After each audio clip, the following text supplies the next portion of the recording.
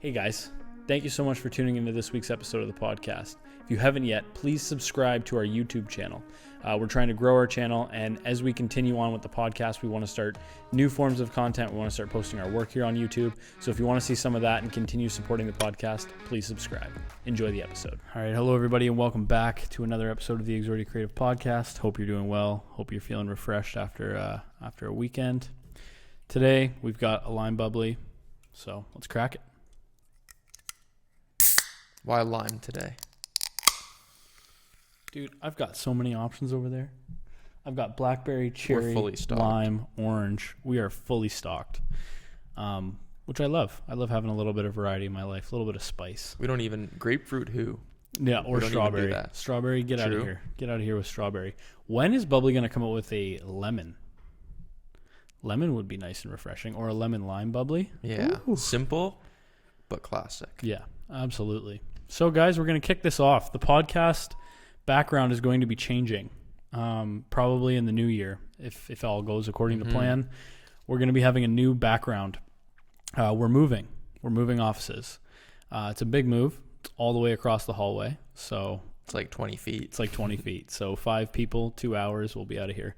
But yeah, I don't really remember what the space across the hallway looks like, and which I know that it's very similar. But I don't know what our background is going to be, so stay tuned for that. Yeah, we're in an old school, so this office that we're in is a repurposed classroom. We're basically moving from one class to another. Yeah, we were in math class, now we're heading over to science. Yeah, pretty much. It's a second period now. Yeah. I think there's brick in there. There's exposed brick, but there's a few other different little elements within the room. We're excited to get hardwood. That's the main reason why we're moving, guys. Carpet, cool for sound and stuff. We can figure out the sound if it is an issue with the hardwood, but the look of this brown carpet, we just can't do it. The reason why there's brown carpet in here and we can't tear it up is because there's a massage place below us. So obviously you're getting a massage. You want it to be quiet. You want it to be relaxing. So we're stuck with the brown, but we don't want the brown, so we're moving. Yeah, there's been like no occupancy here. Since we moved in, we've been here for a year. Something's finally freed up, so we had to jump on it. Yep, and our lease for this place was up right around the same time. Pretty close. So it works out good. Yeah. So we're looking forward to that. Easy move, better room. Yeah. Maybe bigger. I don't know about the size. Probably the same, maybe a little bit. It's nice, though. It's very nice. It's very nice. Yeah. And it faces the parking lot, different view. So keep tabs on people coming in and out. Cool. Yeah. Yeah, we're excited. Yeah. Also, Jared added a couple things to our list, guys.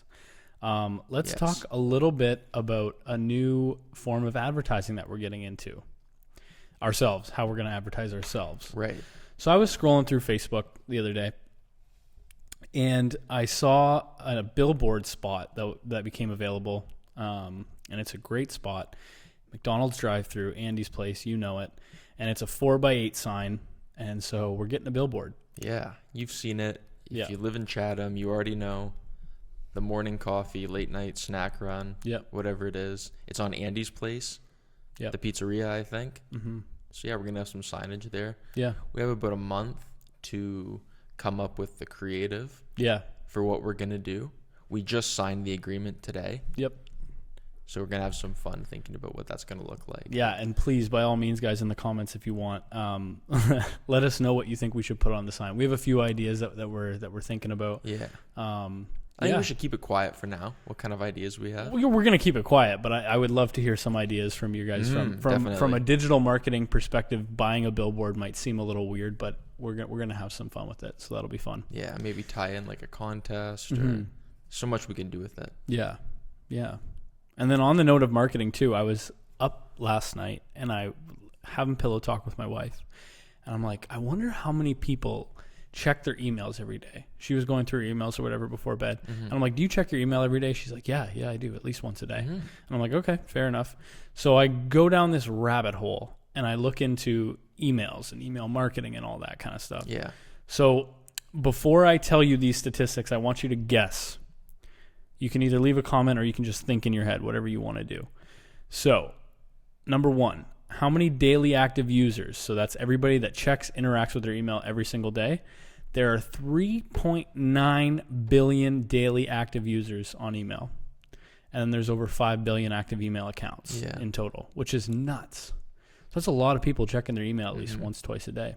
There's like, I think about half the population is on the internet, 4 billion people. And I would have to guess like 90% would be email checkers, because like it's a prerequisite to everything you want to do on the internet. You can't do it. You can't make an account anywhere without an email, more or less. So.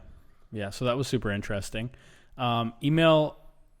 Email marketing open rates was an interesting one. I thought it would be lower than what it is. The industry standard is 15 to 25% open rate. And I looked even further, and for our specific industry, the open rate is 17%. So if we were to start sending out emails to clients and stuff like that on a regular basis, like a whatever you would use it for in our purpose, is about 17%. So I wonder how that's measured. Because like I personally, a lot of the time, if there's an email that I don't want, I'll open it, and within a second, I'll delete it. Oh, really? If there's an email I don't want, I don't even open it. Fair enough. I don't even open it. It's automatic delete. To me, like if I'm using Gmail app on my phone, it's easier to open it and then delete it. If I'm on the computer, I'll just delete it. Yeah, I wonder if that counts. I don't know. I know like I'm biased because, you know, I'm like really strategic about who I give my personal email to, because I don't want it to be filled with spam. And my work email, because it's like a professional thing, I have to check it as soon as an email comes in. So I have to stay on top of it. But I know some people who don't, whose jobs don't really rely on their email or whatnot. They have like an inbox with 3,000 emails in it. Like I could just never let it get to that, because I don't know what I'd be missing. But I know like if you sign up for the wrong stuff and just give your email address out enough, like it adds up so quickly. I'm unsubscribing at least like once a week. Really? I would say. I go through it, and that is one case where I will open it, but then I go right down to unsubscribe, just so I don't get them anymore. Fair enough. Facebook is so bad for this. I've unsubscribed from Facebook emails so many times, but they somehow get back in my I don't get a thing. You got to go into your Facebook settings. Yeah. And there are like several boxes you got to untick. I have 2 personal email addresses. One that like 10 people have, and then my subscribe to stuff, make account email. Just to keep the inbox clean. Jared keeps his inbox so clean that I don't even have his personal email. Straight up. Like that's you have to do that though. Because like I even the one that I'm kind of selective with, like the amount of emails I get in a day is insane. You know? No, I do have your personal email. I was just joking. I'm not going to say what it is on the podcast because we don't want people spamming you. But some like AI listening bot is going to come pick it up. And I'm going to start getting stuff. So some other statistics. Jared kind of scoffed a little bit at these, kind of like maybe they're tweaking their numbers a little bit. But some marketers see an increase of 760% in revenue from using email marketing. That is insane. That is a nutso number. So you read me some metric, like for every dollar spent, they make $40. They make 38. So what's the sample size here? Dude, I don't know, but it makes me want to dive in a little bit more and kind of play around. I don't know. I mean, I just hear a number like that at surface value. You spend $1, you get $40. And welcome emails have the highest open rate. Fair. I mean, you got to confirm your email. Yeah. I don't know. I'd be interested to see, like our buddy was just telling us about like this plugin or tool or third-party thing you can use to check your open rate of emails that you send. I don't know how that works. I don't know, like, if I send somebody an email on Gmail and I have this plugin, I don't know how I could possibly use that to read their cookies. Like, that seems kind of fishy, but it'd be really valuable if you could. You know, to know, like... What was the name of it again? Polymural? Poly something. It's Poly something. Like, does a MailChimp Polymail kind of client have that built in? I don't know. Yeah, they do for email marketing, but this is just for like your inbox and like seeing who's reading your ish. Anyway, guys, so like we just talked about it. We bought a billboard or an advertising spot. I don't know if it classifies itself as a billboard. We're talking about email marketing, and you know, we're a digital marketing company, but you still gotta look elsewhere and kind of see where the underpriced attention is, if you will. Yeah, we've wanted one for a long time, and something reasonable came up, so why not? Yeah, that'll be fun. So yeah, let's get into the weekend. How was your weekend, Jared? Our friend just got engaged. Yes, shout out to Zach. Yeah, congratulations. And his fiance Shelby. Congratulations, Zach and Shelby. I know you were doing some behind the scenes Yeah, our friend with the proposal. Yeah, our friend Nick asked me if I could come and film it. Right. And I was like, okay, sure, whatever, we can do that. So we filmed the actual proposal itself. It was down by the Thames, and we had really loud music playing, like their song or whatever. Captured the moment. It was nice. Love it. It was good. It was very dark. I was very impressed with my camera. So it's going to be a nice video moment. Yeah, they've already got it. So. Oh, nice. Yeah. That's pretty sweet. Turned out well. Yeah. Congratulations, guys. And we celebrated that night. Yeah, we joined up after and celebrated for sure. Yeah. So that was good. Then on Friday, Sarah and I had our staycation. Oh, right. How did that go? It was really good. So typically during her October or her fall vacation, she gets a month off. So we'll rent an Airbnb or whatever. Now, mind, she's only been working for a year and a half, but this is like a tradition we're trying to build. Yeah. And we didn't really want to go too far away this time. Last time we went up north in this little cabin. It was really nice. So we had some gift cards and we're like, hey, why don't we do like a little staycation thing? So stayed at the Retro Suites, got some pedicures, went out for dinner. It was a really, really nice night. Yeah, you don't have to travel. You don't have to indulge yourself when like you've that. got one of the best boutique hotels in, if not, well, definitely in Canada, but if not in the world. So yeah, shout out to the Retro Suites. We're going to be hosting a little event there. Oh, we've got a week ahead of us, guys. Yeah. We've got a week ahead of us. We've got a big presentation that we're putting on. I sound like Donald Trump right now. Biggest presentation we've ever done. Yeah. But it is, and we'll update you more thoroughly if something comes of that. But yeah, we're really excited for what we're going to be doing later this week. Yeah. So it's a busy week ahead. Other things that we've been working on. We've been working on a pizza box for our good client. Kind of Steve. another alternative marketing. Yeah. So drive through Billboard, and we're gonna put our logo on a pizza box. Yeah. So I think and one that you might know is Paisanos and Victory Ford. They do something similar. So if you order a Paisanos pizza, it's got Victory Ford logo on it. So we're putting together a design for the Steve's Pizzeria box. Shout out to Steve's Pizzeria. And you're going to see Exordia logo featured. And maybe one other business as well. There's a potential partnership that we're working on right now. Mm-hmm. So we're going to keep that under wraps for now. Yep. But that's going to be a cool collaboration that we can announce. Yeah. Yeah, we do the digital marketing for Steve's Pizzeria, and we have for maybe over a year now at least. And yeah, we're excited to partner up in that way. Yeah. It's going to be cool. For sure.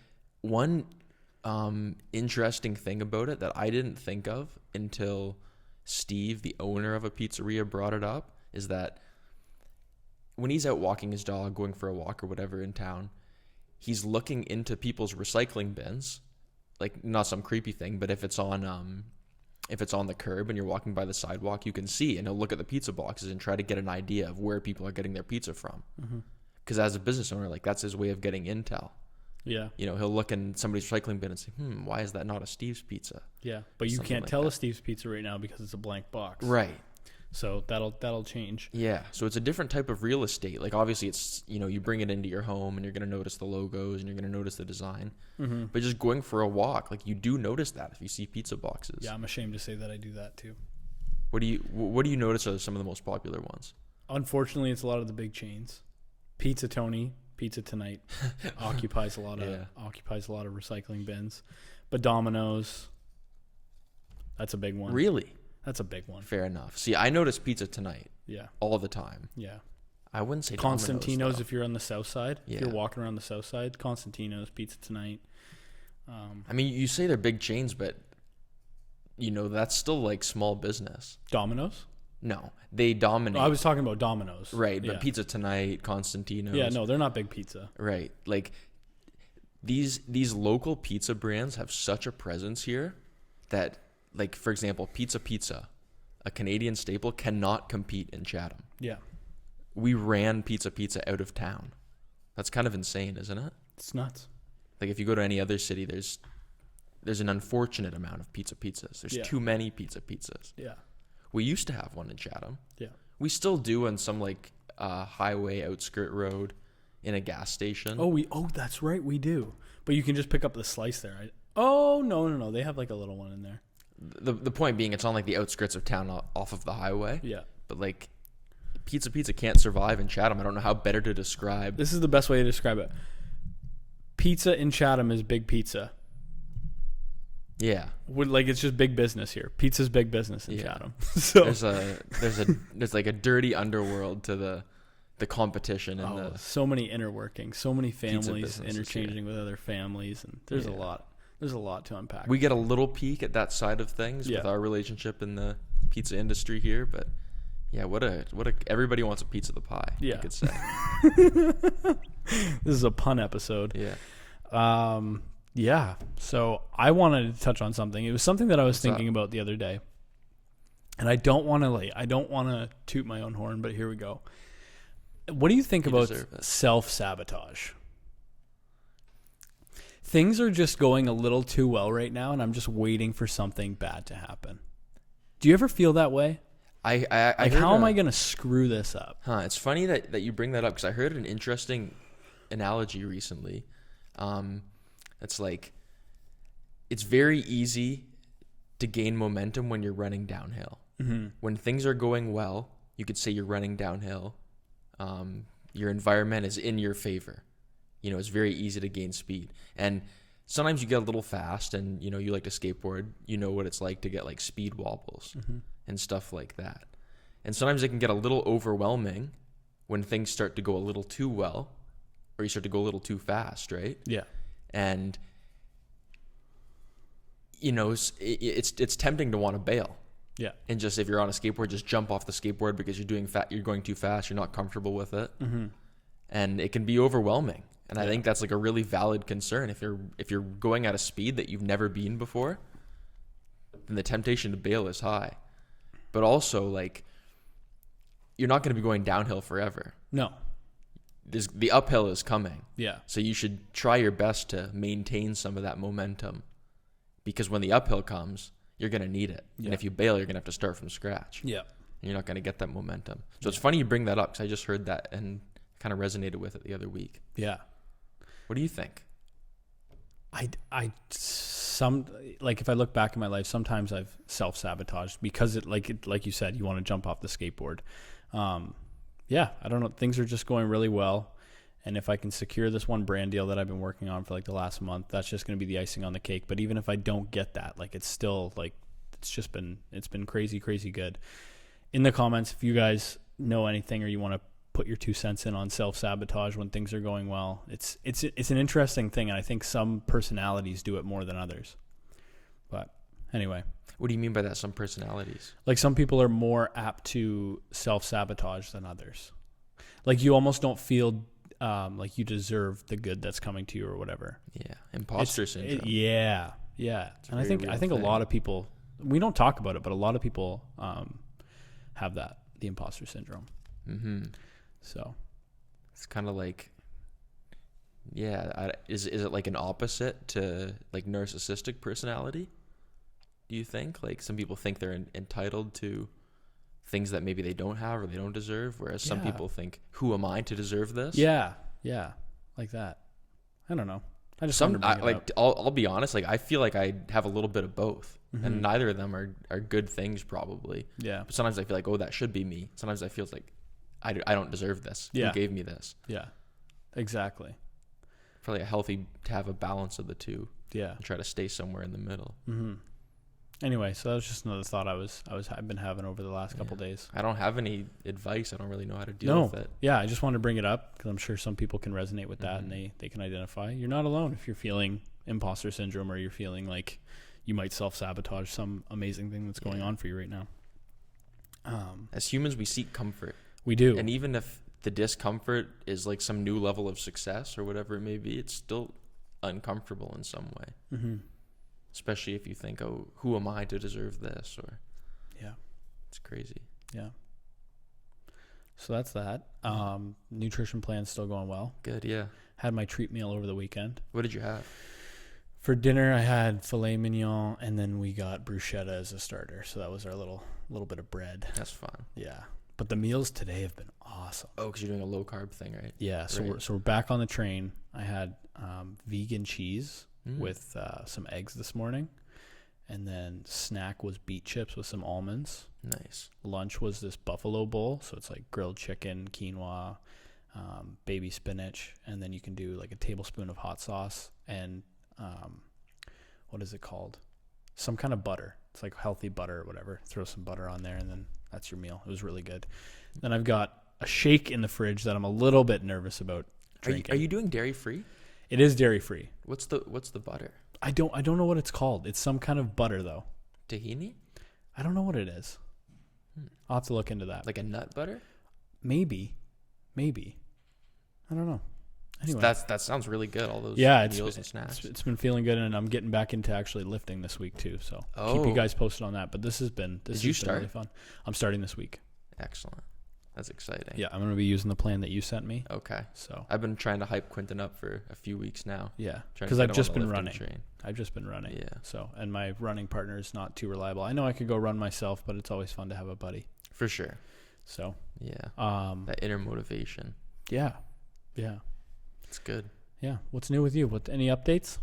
Off the top of my head, not really. Like I was telling a couple of friends over the weekend, we have this really important deal later this week, which we should have sorted out probably 3 or 4 weeks ago, but it kept getting pushed back for whatever reason. Mm-hmm. And for better or worse, I let this kind of stuff just occupy space in my mind. So like it's a weight on my shoulders, and I'm excited for it, but I'm also nervous for it, and I'm anxious about it. So for better or worse, it keeps getting postponed, and there's nothing we can do about it. Yep. It's out of our hands. But I would have preferred to just get it over with. You know what I mean? Instead of having extra time to just dwell on it. Mm-hmm. Obviously, the time's a blessing because you can prepare better for it. But that's kind of something I struggle with, is like anticipating things. Yeah. I know what you mean. And letting them eat at me a little bit. I know what you mean. Yeah. I still get that when I go out on shoots and stuff still. I'm so worked up and like a little bit anxious about how it's going. And then by the end of it, I'm like, what was I worried about? And if you're there for 5 minutes, yeah, all the fear is gone away. It's exactly. Like, maybe you can relate to like if you have like a fear of going to the dentist or going to the doctor or something, then as soon as you get there, it's like, oh. Yeah. I wonder if we can check in a little bit early to our thing and do like a full run through, like maybe an hour or two early. We have 1 hour ahead of the meeting? The meeting, yeah. Okay, cool. So that should give us time to make sure everything's arranged properly and stuff. But yeah, hopefully things go well, and then we can tell you guys some more about it. Yeah. Because that'd be a really fun project. Really fun. Yeah. It'd be like, unlike anything we've ever done, it would be a lot of management, and it's going to be good. Keep up this momentum. Yeah. We're talking about. Yeah. Try to use it to go uphill. Avoid the speed wobble. Yeah. The speed wobble is a very real thing, though. Yeah. It tests your confidence. Yeah. Have you ever speed wobbled? Sped wobbled? Yeah. And I've never been at a crazy speed. Okay. Like I've never skateboarded or been on a bicycle or anything where I'm going just way too fast. For me, the bailing would probably just be like jump off and then run it out. Yeah. Or something like that. Yeah. But I know some people who do like downhill longboarding and stuff where they're going as fast as a car. Mm-hmm. They say like it's really challenging because if you bail, like you're probably going to get a serious injury. But if you don't, it's going to be way worse. Yeah. Yeah. And you've got to think about that in like a split second. Right. And I don't know, like some of the speeds that these people go, if you realize, okay, if I don't jump off now, then I could possibly die. Yeah. So you have to force yourself to jump off and assume, okay, I'm probably going to break a bone. I'm probably going to tear my skin open. Yeah. Like that's so scary. Terrifying. And to make a decision knowing that every second you dwell and procrastinate, it's just getting worse. That's tough. Yeah. I got speed wobble a few times when I was skateboarding. One really bad time, I was holding on to the back of a vehicle and then like you take off, right? And then just, I think the way that I took off, I went a little sideways and then like just went like this. Luckily it was near the road, so I had two shoulders of the road, but the road that I was on, it's just pavement and then grass. So I just drove it straight into the grass. I went flying into the grass. Way better than on the asphalt though. Yeah. Yeah. That's crazy though. Yeah. How fast do you think you were going? Oh, I have no idea. I was cruising though. Yeah, if you're using a vehicle to... Yeah. Damn. I was cruising. Yeah. Did you get hurt? No, I just went flying. Yeah. Grass stains, but Man. Nothing worse. Yeah. I couldn't imagine like the speed some people go on or like cyclists. Yeah. Even. Yeah. Going 60 kilometers an hour. Yeah. That's wild. Yeah. I've even had it a couple times when you're going down when I was younger, when you're going down a skateboard ramp and you get a little too quick and then you start to wobble. Mm-hmm. But yeah, never got hurt doing it, luckily, knock on wood. Nothing like asphalt though. No. So I did mention this weekend that I wanted to paint this again. Number one, because it's starting to get... You said white, and I was like, whoa, why? Chill. Why no? I just think, like, first of all, it'd get dirty. It would get dirty. But I would put a glossy protectant sealant over top of it. Okay. So this is a matte finish, and I didn't put enough on. We still have some, but I don't know. I just want to change it up a little bit. I really want to hone in our aesthetic. We're moving across the hallway. I want the space to be really nice. The walls are white. It's got black accents for now. I'm not dead set against the white. I mean, it caught me off guard when you first said it. But like that's kind of what I'm thinking. I don't know though. Let me look at some pictures. See how it would look. Sure, it would be the chalk paint. Right. It would be the same chalk paint. Yeah. Yeah. I don't know if we're ready for our big custom table yet, but yeah, I want to do something new with this. Yeah, that'd be fun. It'll be nice to get in a new space, get some new furniture. Yeah. Jet black maybe. Who knows? I like the gray. Yeah, maybe I just refinish it. I don't know. It depends. Oh, that wasn't actually a scuff. It depends what color the chairs are going to be, or what color the rugs are going to be, or the other furniture we want to get. Yeah. Area best part is you can just change the color whenever you want. It's true. Just take a little weekend, sand her down, repaint it. Mm-hmm. Nothing too serious. So you did write on here, debate, ? Oh, yeah. Did you watch the debate? I guess we didn't really talk about that ahead of time. I didn't. I watched a few highlights. I also heard that it was a lot more structured. I believe mics were muted, and that the moderator was far better at being unbiased and allowed them to speak and yada, yada, yada. So I heard it was a lot better. That's really all I got. Yeah. I didn't watch it either. I heard about the mic thing as well. Mm-hmm. I think that was like pretty necessary. Yeah, it should have been done in the first one. Yeah, I watched, some percentage of the first one, and you just have no way to rein in the action if you don't have the microphones. No. So. Yeah. It's hard to like blame a moderator because like what is the moderator biased in some way? Sure, probably. The first guy, I don't know his name, but I think like for better or worse in that debate, Trump is so skilled at like verbally dominating the conversation that it's hard to rein him in. Mm-hmm. And, it just becomes like two grown men interrupting each other. And he won't listen to the moderator telling him to, okay, President Trump. He doesn't care. Right, he doesn't care. And he knows how to carry his voice, and he knows how to be like assertive in a conversation, and it's really important. And is he breaking the rules? Sure. But like that is a great way to get your point across. It's completely disrespectful, and it's against the spirit of like a thoughtful debate. Yeah. But it does let him get like the loudest and last word. Yeah. For better or worse. So I heard it went better. That's all I got. Election day's in a week or two? So something like that. November 3rd, I think. Yeah. Next week. I don't think we're getting any stimulus until after the election. Yeah. So that's where we're at. Maybe till long after that. Yeah. Yeah. Those debates are a spectacle. I think. Yeah. Oh, got some juicy news. What's up? Don't know if I'm allowed to drop it, but I'm going to drop it anyway. Rumor on the street, and I from a very close source of mine has told me this for the last several months that this was happening. So we'll see if this actually happens. But the condos downtown are set to open in November. Early November. Apparently 2020. Nah, I don't know. So anyway, who knows? I hope so. That'd be great. Get some people down there. Get downtown booming again. That'd be fantastic. Yeah. So we'll see. It would be a nice trickle effect. Yeah. Yeah. I think we're talking about this weekend that the mall right now, I think has recently transferred ownership, and it's probably just bleeding money. Mm-hmm. But if you can hold on to that liability until there's a little bit more traffic down there, that's a fantastic spot. Yeah, and what's interesting too, and I mentioned this to our friend, because he's close with the building that just sold downtown. The owners of the mall, I believe it's the owners that used to own it. They bought it back probably at like half the price, right. which is good on them. They've been selling a lot of their other properties. So I'm wondering if they're not just selling, keeping the money, putting some money into the mall, and hoping for that upswing. That would be a really interesting play if it all went according to plan for them. So yeah, I know there are some really big developers in the mall space. I don't know if they're more inclined to lease or to buy properties, but I understand why what happened to the mall happened with the slow death and slow like trickling out of the stores. And I don't know if we're there yet, but we're certainly on our way to being able to accommodate a decent mall. Yeah. The population has grown by a few thousand now since, the only statistics I know are the 2018 election. So right. We also have more affluence here now. Yep. I think, if one of these developers like Cadillac Fairview come along and that'd be insane. Put together some plan to make a mall, I think we're getting close to being ready for it. Mm-hmm. Is this the time? Is this the circumstance to take on a big like brick and mortar retail venture? I don't know.